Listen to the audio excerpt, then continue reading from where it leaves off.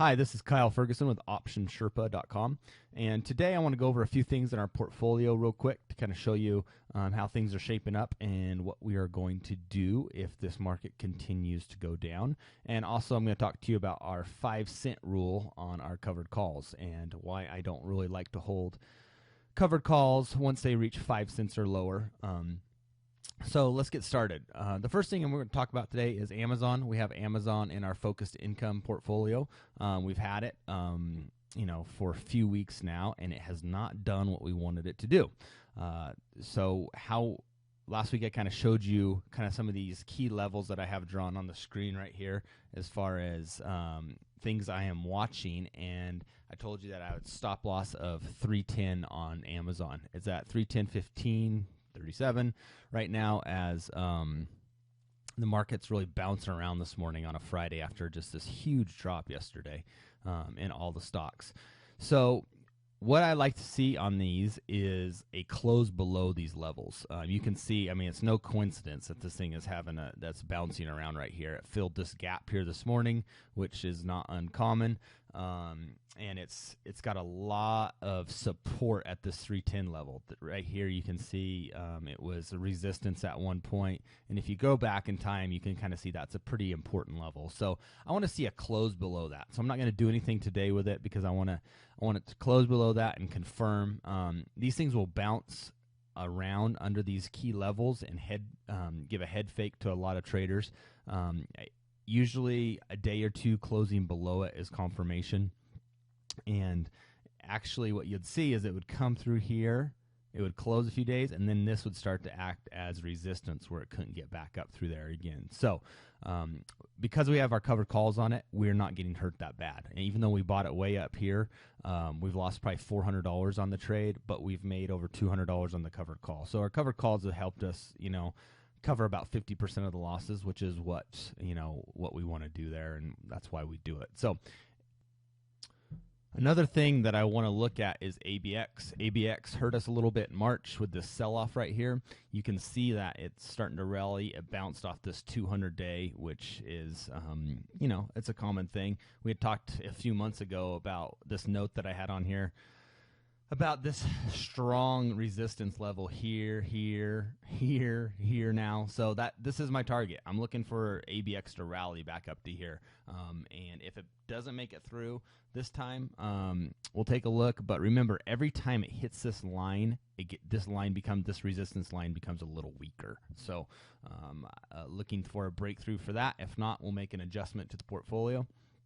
But one thing I want to show you with ABX is a lot of people say that if you sell a covered call close at the money like we do on a weekly basis, that you're limiting the upside of your portfolio and of the stocks in it. And to some degree that's true, but not if you sell them right. So you can take a look. This is a spreadsheet I use to kind of track all the trades that I give you guys in Sherpa and my own portfolios that I trade for clients. This is ABX right here. This is my ABX stock. We've made $345 on this stock this month in the focused income portfolio and the enhanced dividend portfolio. And that's a good return. It's up 6.93%.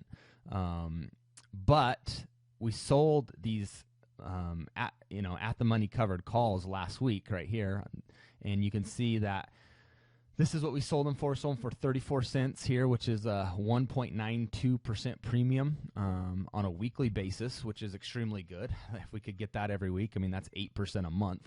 If the stock went down every single week in April, we would have covered about 8% of our losses. So that's why we do this. But you can see that ABX has rallied this week. We've made about $346 for the last week and a half. We've only lost $47 on this call. So although we gave ourselves a 1.92% downside protection for the week on this stock, and it's rallied up, we've only lost $45. So we have roughly a $300 profit in the stock over the last week and a half. And so we really haven't we really haven't capped our upside potential. We have a little bit, but it was worth it because we gave ourselves almost 2% of downside protection if this thing fell apart.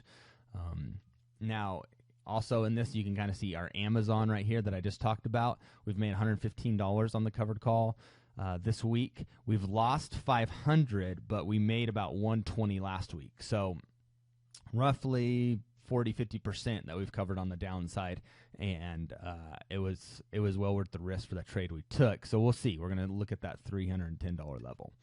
So while we're in this spreadsheet, these are the 3 portfolios here. And if any of you guys want this spreadsheet on how I track these things, you can see these things shifting. It's automatically updated through Thinkorswim. I just wrote a spreadsheet program formula so that it feeds this, so I always know where our portfolios are at any given time. I track all of our stats on a weekly basis. You can see enhanced dividend. These are all the trades that we've made, how we've done, so I can go back and tell you how anything's done in the portfolio at any given time. So, side note. Anyway, this is the diversified ETF portfolio that we're only trading on a monthly basis. Now, this thing is very correlated to the S&P. So when the S&P has a really bad few days like it is right now, it's getting hammered, we're going to be down. But our goal is to mitigate that risk. So people that want to have exposure to the all the sectors in the S&P ETFs, this is a great portfolio for you. However, this is what I want to point out, and I highlighted these specifically in green. You can kind of look at my columns here. I have the week, I have the contracts, the strikes, premium I sold. So these are what we sold on that 3rd week in March. These will expire in April next week. This is how much profit we've taken out of them. But what I want to point out is this current price. And what this current price is there's only 1 cent left in XOK. There's only 1 cent left in XLV. So if this market continues to fall like it's falling right now, we have no downside protection because you have a penny downside protection. There's only 6 cents in this, 8 cents in this, 1 cent in this. That's if it continues to fall apart, we are going to have a really almost a 1 delta, which means that we're going to lose whatever our ETFs up here lose. So what I like to do is whenever these get to 5 cents or lower, I like to get out of them. And I'm going to talk about this a few times. I might do a screencast just on this alone. But when these get to 5 cents, get out of them. And I'll show you what I mean on that. If I pull up, a portfolio here, what I do is okay, so this is XLB, and this is just kind of a sample portfolio that I use for our, doing these screencasts. But XLB right here, you can see that the mark, which is the current price it's trading at, is 7.5 cents right here. When this gets to 5 cents, I want out, because once they get to 5 cents, it's really hard for them to go below. And we want these things to expire to 0, but they almost hit a wall at 5 cents. Now, at Thinkorswim or TD Ameritrade, it's free to get out of stocks that are 5 cents. So it's free to buy options. Get out of options at 5 cents. It's free to buy these options back at 5 cents. So if you just click on this, if you just click right here, let me blow this up here a little bit.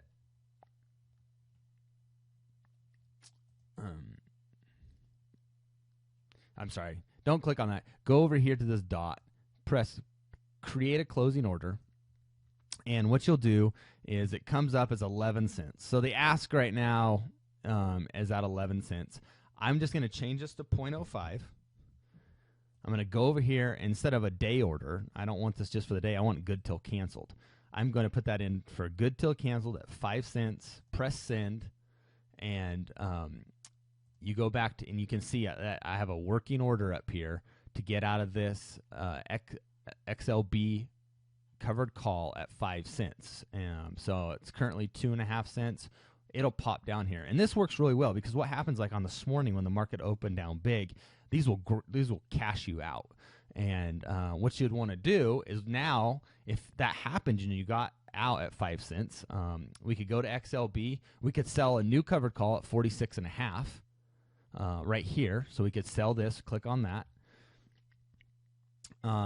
We could do that. We could wait if we think it's going to rally and maybe participate in the upside.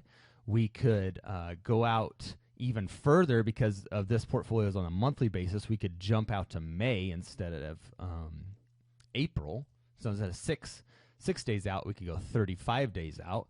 and we could sell 69 cents, which is probably what, a 1.3, almost 1.4% return. And we could do that. So we could sell those. So there's a lot of different options we can do. Just keep in mind as you look at these premiums, like look at the ones we've sold here. This is 0.01, but we gave ourselves 0.57% downside protection. These are all worthless almost, but that's a 12% because we're doing these on a monthly basis. That's over a 12% downside protection on an annual basis. That's over 12%. That's almost 12%. That's 6%. So although this portfolio is almost a mirror of the S&P 500, we're giving ourselves an extreme advantage by giving ourselves this downside protection and also participating on the upside when it does rally. Just like I kind of showed you in ABX. ABX had a great week, but we only lost a little bit on the options. So we'll roll this out. So that's just a few examples of what's going on in the portfolio. If you have any questions, go to optionsherpa.com. Send me an email. I'll be happy to answer anything that you need. I'd also be happy to send you the spreadsheet that I have that kind of tracks these things and show you how to link that up to TD Ameritrade or Thinkorswim. I'm happy to do that. So that's it. Have a great day.